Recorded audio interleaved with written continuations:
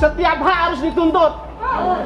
Tidak ada perbedaan hukum di mata hukum. Kita harus tuntut. Tidak mungkin orang ribuan mengatakan pernah ditipu, kemudian satu orang mengatakan yang benar satu orang. Tidak mungkin. Tidak mungkin.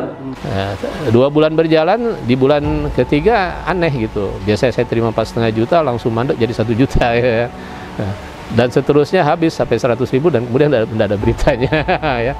Berkaitan dengan bisnis ini, saya menduga dengan keras ya. Saya menduga dengan keras dari awal setelah ini macet itu, saya menduga bahwa ini kriminal murni ya. Kami berkali-kali ingin menyelesaikan secara musyawarah, datang ke rumahnya, nggak pernah digubris, nggak pernah ditemui.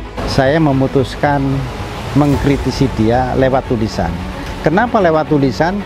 Karena dengan tulisan itu saya akan mempertanggungjawabkan dunia akhirat. Dan yang paling meyakinkan saya itu yaitu di situ ada nama Ustadz Yusuf Mansur. Itu yang bikin saya makin kuat, makin yakin bahwa investasi itu bakal berjalan dengan baik.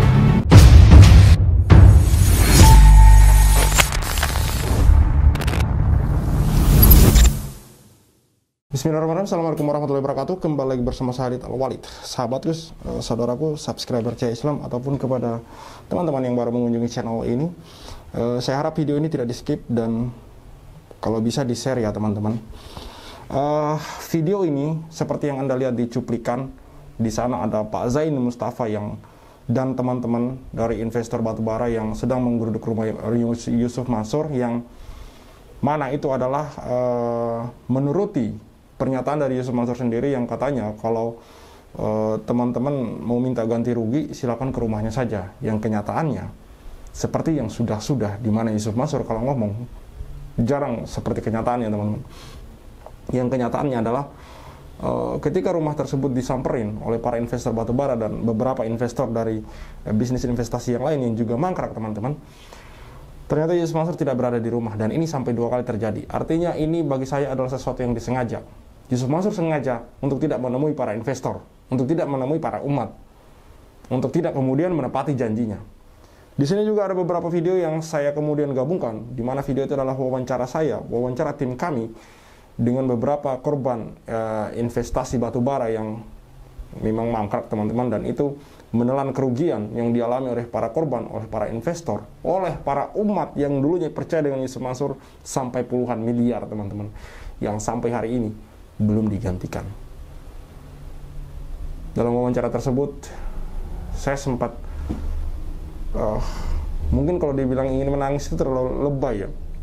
Saya sempat sedih saja karena ada seorang investor yang sudah sangat tua, sudah sangat berumur, sampai jalannya itu saya pegang teman-teman, karena jalannya itu sudah tidak seperti kita yang masih muda ini intinya teman-teman. Itu sampai wawancara itu kita tunda karena saya harus memberikan air minum kepada beliau, karena dia ngomong saking emosionalnya, dia ngomong sampai nafasnya itu tersengal-sengal teman-teman, karena dia juga sudah berumur. Dia mengatakan bahwa dalam proses penuntutan ganti rugi ini, dalam proses mereka menuntut agar haknya dikembalikan oleh Yusuf Mansur, ada yang sampai kemudian sudah meninggal teman-teman. Ini bagi saya sangat miris. Maka saya berharap kepada teman-teman untuk kemudian juga membantu kami dengan men-share video ini, paling nggak sampai kepada mereka-mereka yang mungkin ingin menuntut haknya tapi ragu-ragu, yang mungkin belum tahu tentang masalah ini, sehingga ini kemudian menjadi edukasi bagi mereka teman-teman. Maka sekali lagi saya harap bantuan teman-teman untuk kemudian men-share video-video kami, misalkan dari Toibah, dari Jia, dan juga ini dari video kami ya Cahaya Islam teman-teman. Dan sekali lagi saya katakan untuk tidak men-skip video ini, dan mohon bantuannya untuk di-share. Khalid Al-Walid undur diri, silahkan disimak videonya teman-teman. Assalamualaikum warahmatullahi wabarakatuh. See you on the next videos. Berkaitan dengan bisnis ini, saya menduga dengan keras ya. Saya menduga dengan keras dari awal setelah ini macet itu, saya menduga bahwa ini kriminal murni ya. Jadi artinya pidana murni begitu. Nah, kemudian saya mengambil sikap waktu itu sudah tidak ada toleransi sekalipun yang berada yang kita hadapi ini ustadz dan lain sebagainya, saya mengatakan kita harus berbuat sesuatu, tidak ada toleransi. Ayo kita selesaikan ini dengan upaya hukum, baik itu pidana maupun perdata begitu. Iya, itu sebagai investasi gitu. Kemudian nanti kan pola bagi hasilnya mungkin semua sudah tahu ya seperti apa. Ada yang karena saya itu nggak langsung, jadi ada yang mengajak, rupanya yang mengajak ngambil manfaat juga gitu loh. Ya, yang normal itu biasanya 10-11% gitu. Ya, tapi buat saya cukup berarti ya untuk menunjang operasional warung tadi kan. Dan ya paling tidak harapan modal pokok itu masih bisa dipakai untuk anak sekolah nanti kan, gitu ya. 2 bulan berjalan, di bulan ketiga aneh gitu. Biasanya saya terima 4,5 juta, langsung mandek jadi 1 juta ya. Dan seterusnya habis sampai 100.000 dan kemudian tidak ada beritanya ya. Terus saya tanyakan bagaimana ini modalnya, kan ini usaha ya. Nggak jelas usaha ini wujudnya seperti apa, maksudnya keadaannya seperti apa gitu, sampai kok nggak terdengar beritanya. Sampai terus terang saat itu juga keadaan di Darussalam udah nggak nyaman ya.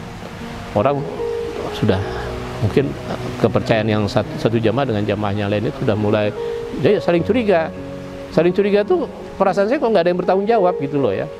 Bisa menjawab pertanyaan-pertanyaan yang sederhana aja lah, misalnya mau dialihkan kemana sih atau kemana modalnya. Kita nggak berpikir yang negatif lah. Namanya usaha itu kan idealnya ada penjelasan ya, ada laporan keuangan ya. Pernah kita dikumpulkan, saya hadir waktu itu dengan anak dan istri saya ya di Global School di Legenda Wisata, bertemu langsung dengan Yusuf Mansur ya. Harapannya dia menjelaskan kenapa kok sampai terjadi seperti ini, nggak sesuai dengan akad yang dibuat di awal. Pada akhirnya saya juga menyadari bahwa akad ini pun akad yang nggak benar gitu ya, karena menjanjikan nilai di awal yang kita nggak tahu cash flow dari usaha itu seperti apa. Dan ini sebenarnya belakang hari saya belajar dari Ustadz Erwandi Tarmizi ya, mau nggak mau ya diikhlaskan, dalam arti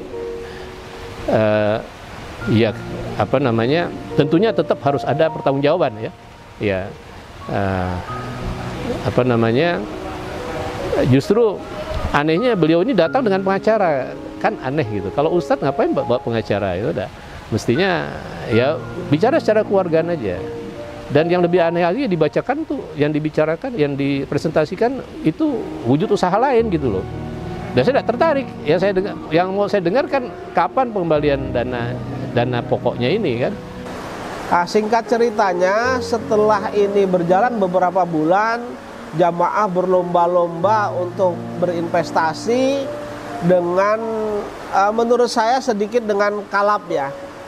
Karena teman-teman ini berinvestasi, sebagian ada yang pakai uangnya sendiri, ada yang nggak punya uang kemudian pinjem ke sana kemari begitu. Bahkan ada yang sampai jual rumah untuk berinvestasi. Dan bahkan yang berhutang itu ada beberapa orang yang sampai meninggal dunia pun tidak bisa membayar hutang begitu. Nah, kemudian di akhir tahun 2009 itu mulai macet Jadi 2009 akhir itu mulai macet.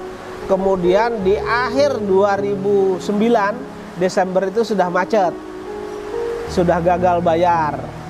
Nah, karena gagal bayar, kemudian bukan di Januari tapi di bulan-bulan awal 2010 itu Yusuf Mansur diminta oleh jamaah atau investor ini untuk membicarakan bagaimana penyelesaian. Pada saat itu memang kondisi di Masjid Darussalam ini sangat genting sekali. Jadi saling curiga di antara investor satu dengan investor yang lainnya, dan hampir juga mungkin kalau tidak ada iman hampir juga pertumpahan darah. Karena sistem daripada bisnis Yusuf Mansur di dalam JBN ini juga multi level marketing juga.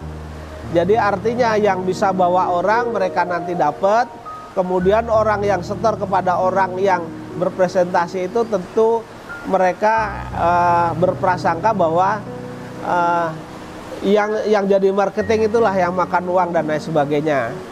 Nah, waktu itu sudah di Masjid Darussalam bukan lagi tidak ada kondusifnya lagi, bahkan sudah hampir seperti neraka menurut saya. Karena saya sendiri mengalami ketika saya sholat ke Masjid Darussalam itu selalu ditanya bagaimana pengembalian, padahal saya tidak ikut di sana, tidak ikut mengurusi, namun sebagai investor juga begitu ya. Nah, di dalam pertemuan antara investor dengan jamaah Masjid Darussalam ini, waktu itu tidak di kota wisata pertemuannya, dialihkan ke gedung serbaguna legenda di gedung serbaguna lab school ya, kalau sekolah global school di sana. Kemudian Yusuf Mansur di sana mengatakan, Yusuf Mansur, sudah Bapak Ibu sebagai investor lupakan saja adik partner perkasa, nanti saya yang akan mengganti modal yang Bapak Ibu store begitu. Kemudian saya termasuk orang yang waktu itu sedikit agak frontal. Saya bertanya, bagaimana saya waktu itu masih manggil Ustadz ya. Bagaimana Ustadz mau ganti? Saya bilang ini nominalnya cukup besar karena di atas 50 miliar kan begitu. Nanti saya angsur. Saya bilang kalau ini diangsur berapa angsurannya? Saya bilang begitu. Karena kan kalau ini diangsur, saya bilang ngangsurnya cuma 100-200 juta. Terus kemudian nominal yang harus dibayar itu di atas 50, sampai mati juga Ustadz nggak bisa bayar ini, saya bilang gitu. Sudah tenang saja, Allah yang ngatur gitu waktu itu. Cuman waktu itu juga tidak dibuat suatu perjanjian juga gitu. Nah kemudian pulang dari sana, saya karena saya di sana banyak bertanyanya, kemudian banyak protes dan lain sebagainya. Saya itu belum sampai ke rumah ya, belum sampai ke rumah itu masih belum keluar dari perumahan legenda wisata itu sudah ada yang telepon saya. Pak Zaini jangan begitu gitu. Jangan begitu, tadi kondisinya sudah kondusif, dengan adanya Pak Zaini jadi tidak kondusif. Saya bilang, ya memang kenapa? Memang harus diselesaikan ini. Kita tidak bisa diam-diam, saya bilang gitu. Berakhirnya dengan waktu Yusuf Mansur mengangsur itu, memang beberapa kali Yusuf Mansur ada mengangsur, tapi sebagian kecil ya, mungkin jumlahnya mungkin bisa 100 juta, 150, 35 dan lain sebagainya lah, intinya kecil-kecil. Kalau itu dibagi ke jamaah ini, bagiannya karena ini jumlahnya besar secara proporsional. Seperti saya yang investasi 80 juta itu hanya dapat misalnya 26.000, 50 sekian misalnya gitu. Makanya saya yang uang pembayaran itu tidak pernah saya ambil karena jumlahnya terlalu kecil begitu.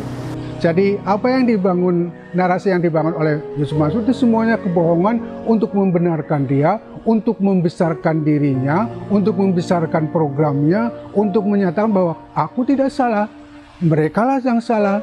Saya sudah memenuhi segala kewajiban saya sebagai komisaris, kewajiban saya sebagai host daripada investasi batubara ini. Tetapi kalaupun ada kerugian-kerugian, ya mereka sendiri yang rugi, mereka sendiri yang salah. Karena saya sebenarnya banyak sekali sudah mengeluarkan uang untuk itu. Dia kurang lebih narasi-narasi yang dia bangun begitu.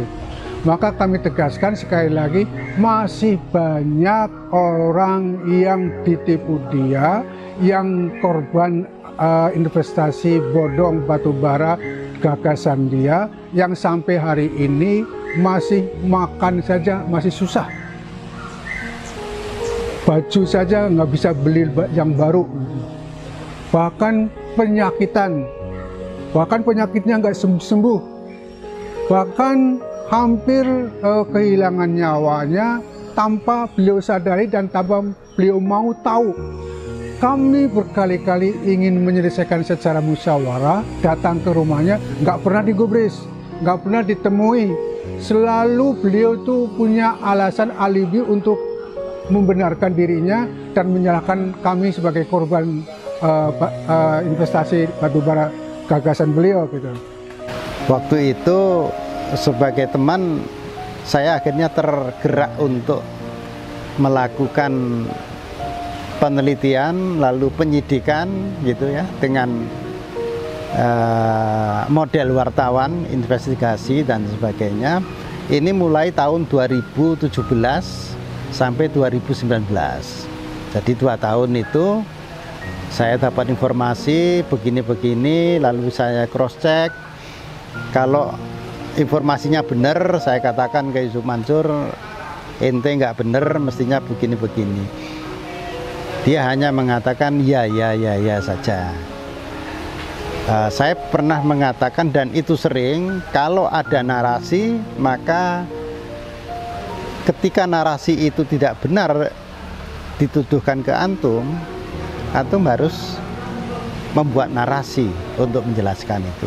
Ketika ada artikel, ketika ada buku yang menulis tentang kejelekan Anda dan ternyata Anda tidak jelek, tidak seperti yang dituduhkan, Anda harus membuat artikel atau membuat buku. Nah, ini fair gitu ya.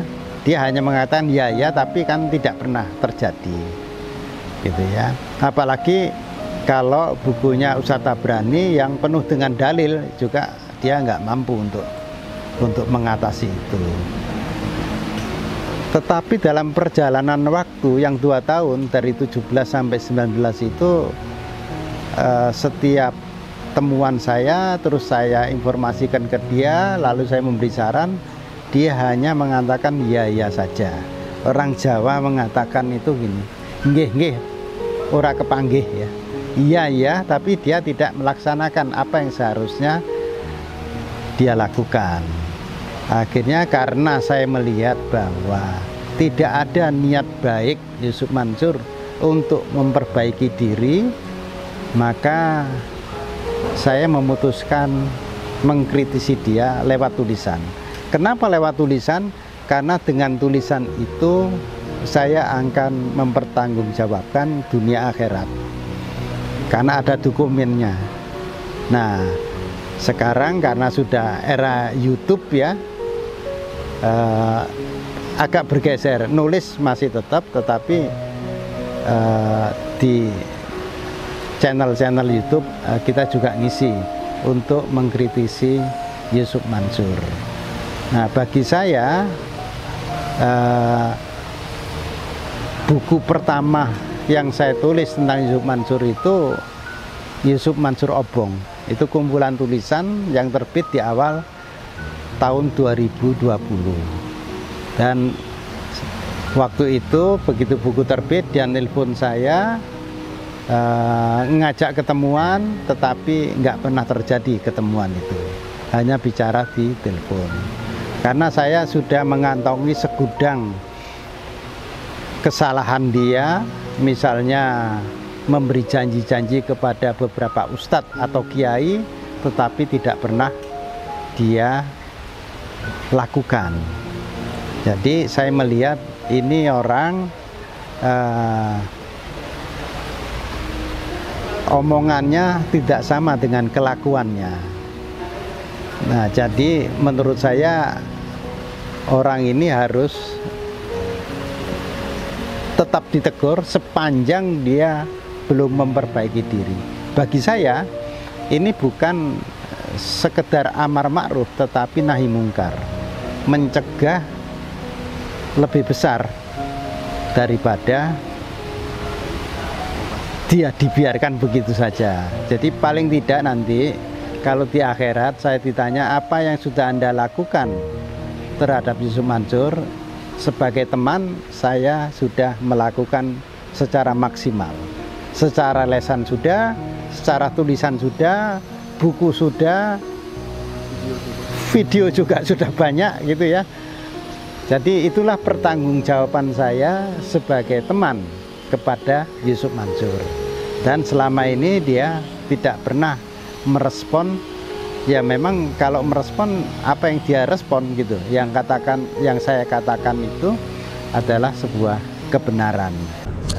Jadi singkat cerita sekitar tahun 2009 itu saya itu ada informasi dari teman karib gitu kan, menginformasikan bahwa di Darussalam, yaitu di kota wisata di Masjid Darussalam, ada kegiatan investasi batubara yang dimana setahu saya itu salah satunya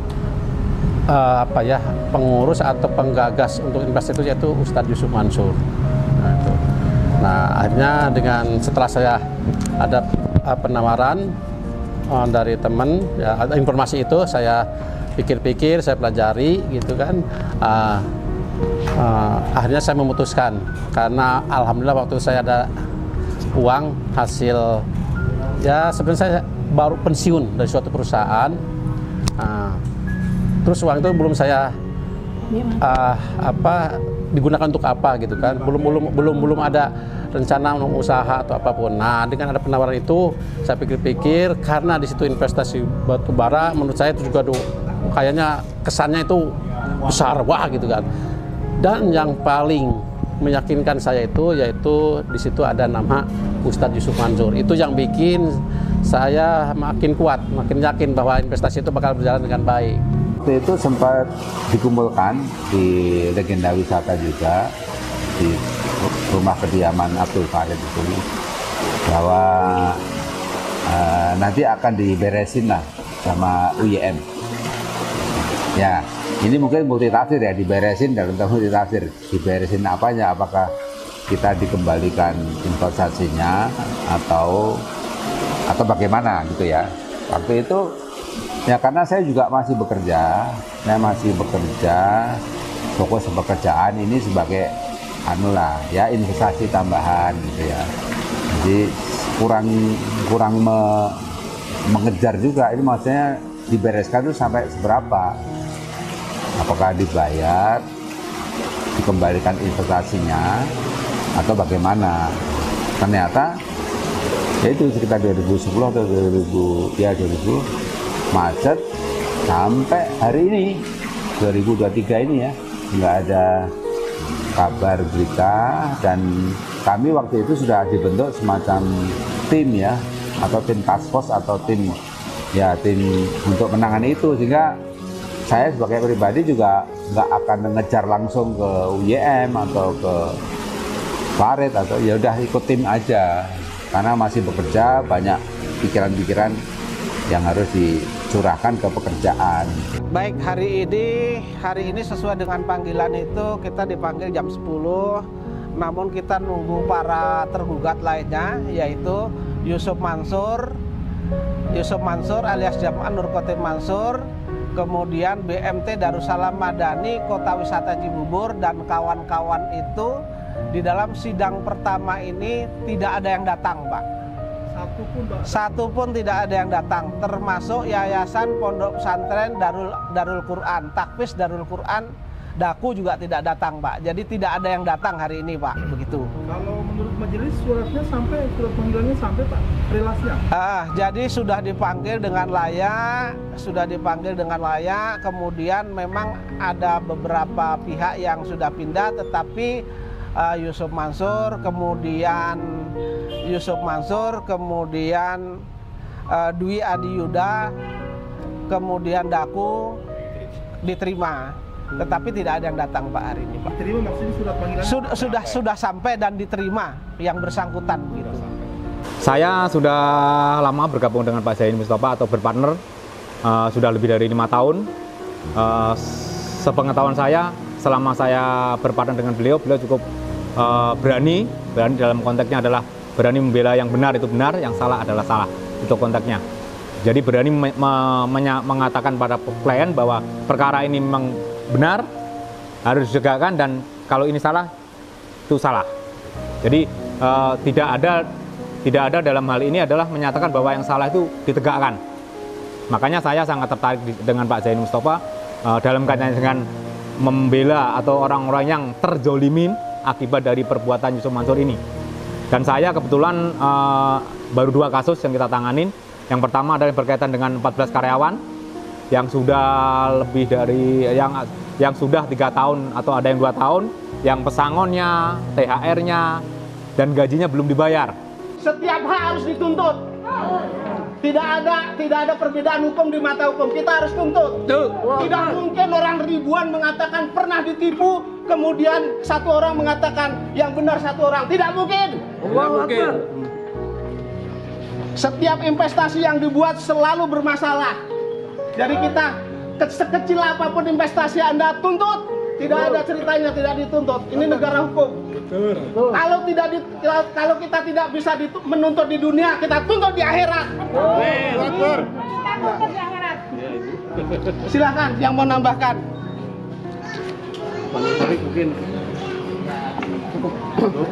Sekali lagi saya katakan bahwa ini bukan masalah sodako dan lain sebagainya. Ini bisnis to bisnis pure yang kami tagih.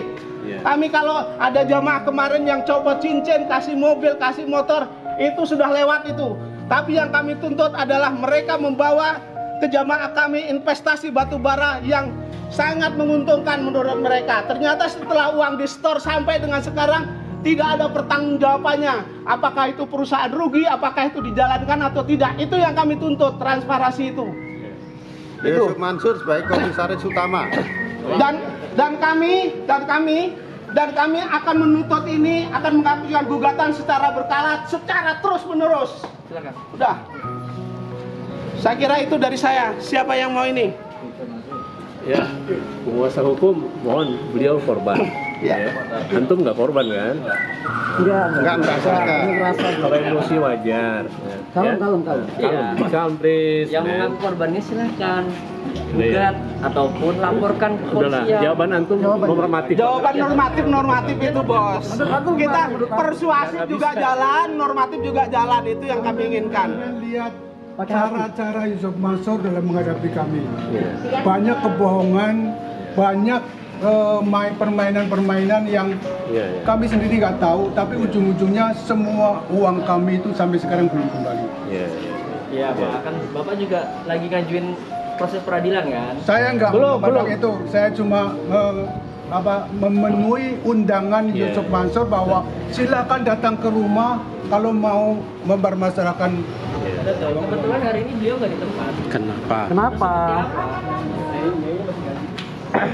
Biar media juga tahu, beliau ini adalah korban yang sampai jual rumah. Satu-satunya rumah dijual 700 juta, yang dipakai hanya 200 juta, yang 500 juta diinvestkan, sampai dengan sekarang tidak dikembalikan. Beliau ini jadi kontraktor, itu pun dibantu teman-teman. Dan kondisinya sakit-sakitan.